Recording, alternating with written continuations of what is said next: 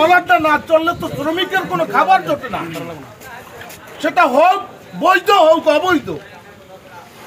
আমাদের ব্যবসার মধ্যে যদি 25% অবৈধ হয়, এর মানে 100% অবৈধ না।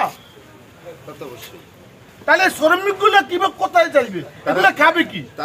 এই 68 দিন, এই 58 দিন অবরোধ পালন করছে সরকার, সামান্য চাল তাদেরকে দিয়েছে, অন্য কিছু উপকরণ কি সরকার দিয়েছে? দিতে পারে নাই। কারো ঘরের কান্না কেউ দেখে না। আপনি দেখেন পাথরঘাটা কোস্টগার্ড আমার মনে হয় কোনো নিরাপত্তা দিচ্ছে না, কারণ এদের যে একটা ফোর্স বাহিনী আছে, বিভিন্ন কায়দার তাদের সোর্স আছে, বিভিন্ন জিনিস দিয়ে তারা নিরাপদ পাবলিককে অনেক সময় হয়রানি করে এবং চাঁদা তোলে। আর এই পাথরঘাটা যে জেলেরা আছে, প্রত্যেকটা জেলের কাছ থেকে সোর্স দিয়েই তারা চাঁদাবাজি করে। এই চাঁদাবাজি করার কারণে আজকে প্রত্যেকটা জেলেদের অসহায় অবস্থা আজকে রাস্তায় নামতে হয়েছে। এর আগেও কাটছে, আইনা এরা ঘ্যাস দিয়া কাটটা একেবারে কুচি কুচি করছে, আবার আজকে দুইটা ধরিয়ে আনছে, এই দুইটাও কাটবে। এই কাড়া দেখতে অনেক লোকজন আসছে, ব্রিজের উপরে কয়েকশো মানুষ জমা হয়ে গেছে এভার ওভার।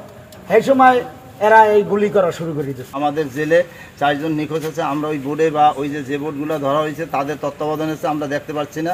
বিগত দিনে তো আপনাদের আরও জানা আছে, এই রনক সারি একটা জেলেদের হাত ভাঙ্গে গলায় গামছা লাগাইয়া আপনার মাছ যা ছিল সে ডাকাইতের মতো নিয়ে গেছে, 2 সাইডে মাছ পাবলিকের ভিতরে ভিড়ে দিয়েছে, বড় বড় মাছগুলো সে নিয়ে গেছে। এবং আপনারাই যে মিডিয়ারা প্রশ্ন করেছিলেন যে এই লোকটা যে হাত বান্ধা আছে ঝুলানো, ট্রিটমেন্ট করা হয় না, ট্রিটমেন্ট হবে না, এদেরকে দণ্ডনীয় অপরাধে আরও মারা হবে। সানবিট সব দিবে সামাল। সানবিট ম্যাজিক প্রেস ডিশওয়াশিং এর মাথা ঘোরানো সলিউশন। এই বাংলাদেশের এই যে দক্ষিণ অঞ্চলের এই যে সাধারণ জেলেরা এবং এই যে শ্রমিকরা, এরা তো মানে চরম দুর্ভিক্ষের মধ্যে পার করে, কেউ কারোর সাথে শেয়ার করেন। এনজিও প্রত্যেকের ঘরে ঘরে যে ছাগল নিয়ে আসে কিস্তিরা দিতে বললো, এটা তো কেউ দেখে না, দেখে খালি আইন কানুন, আইন দিয়ে মানুষের পেট চলে না। সাধারণ জেলেরা যাতে এদের চাঁদাবাজি মূলে না পড়ে, এরা সাধারণত সব জায়গায় চাঁদাবাজি করে বেড়ায়।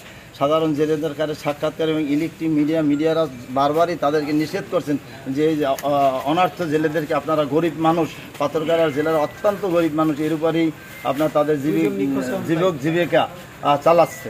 আজকের 2টা বোট তারা ধরছে, যখন মালিক পক্ষ তাদের কাছে এটা সংক্রান্ত বিষয়ে জানতে গেছে, তাদের সাথে খারাপ ব্যবহার করছে এবং দুর্ব্যবহার করার পরে তাদেরকে উঠাই দিয়েছে এবং জেলেদের উপরে তারা টর্চার করছে। টর্চার করার পরে জেলেরা সাগরের নদীর ভিতরে লাফাই পড়ছে। সে জেলেদের এখনও 2 জনের সন্ধান পাওয়া যায় নাই।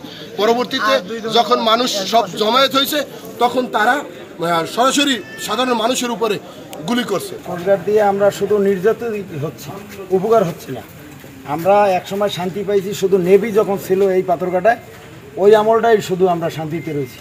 কোস্টগার্ড হওয়ার পরে আমরা একটার পর একটা ঝামেলায় আছি সবসময়ের জন্য। বাসার থেকে হঠাৎ করে গুলির শব্দ পাইছি ব্রিজের উপরে, আমি এদিকে অনেক লোক দেখার পর দিয়ে তারা গুলি করছে এবং লোকজন বিভিন্ন দিকে ছড়াই গেছে, লোকজন হাজার হাজার মানুষ একত্রিত হয়ে গেছে।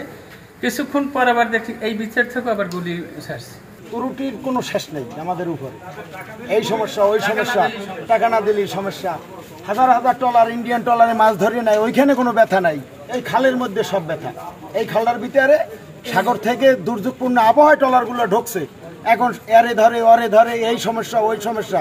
কিন্তু ভারতের ট্রলার বন্ধ করুক, এরপর আমরা সব বন্ধ করবো, নাইলে আমাদের এই ট্রোলিং কয়েন আর যা কয়েন আমরা বন্ধ করবো না। আমরা এই মাছের ব্যবসা করি, এইটার উপরেই আমাদের রিজিক, এটা আমাদের করতেই হবে। হেঁটে সরকার যেভাবে আমাদের চালাইতে বলে সেভাবে চালাবো, কিন্তু আমাদের রিজিক এই মাছের উপরে, এটা আমাদের চালাইয়েই যেতে হইবে, এটা কেউ বন্ধ করতে পারবে না।